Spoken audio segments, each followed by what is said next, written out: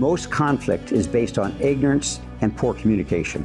The thing that's primarily missing in our culture is the sweat that goes into building long-term relationships. And we need to do that by building shared vision, shared responsibility, and shared commitments. And we do that by seeing somebody model it, experiencing their arm around us, and then being rewarded for the achievements.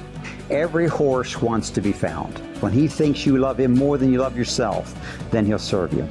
The primary purpose of the horse isn't to impress anybody with horses, but the horse represents a huge risk factor when it comes to dealing with relationships, because you have the wild and the unruly and the power of a dynamic horse. So they need to understand that leadership is about risk management. To deny it or to empower it is a dangerous thing. So we need to wisely address risk. Leaders address risk. And we earn the right to be trusted. Thirdly, they make commitments and maturity issues because they see our investment and our sacrifice in helping them grow up, and they want our respect. There are three primary things that people feel engaged in. Number one, when the horse walks in the arena, he doesn't share my vision. He doesn't submit to my authority. He has no desire to commit to me. But by the time he ends, he now shares my vision because he knows I believed in him, and he wants to see the value of his life. He submits to my authority, honors me because he felt honored in the process.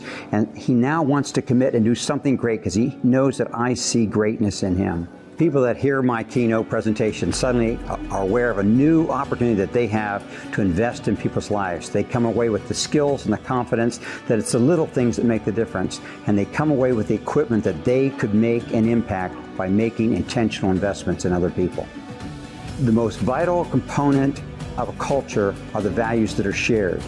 But people are often vague in those values, or they simply become behavioral in their content.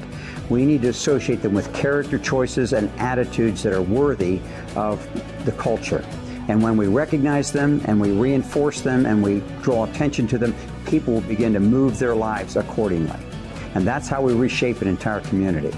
The whole purpose of my outreach is to reverse culture by helping build mentors who see the privilege and the responsibility and the opportunity to capture the heart of the next generation and build them and train them into people of excellence. And what people are hoping to find when they show you their worst, that you'll still see their best in them and find them. People want to be found.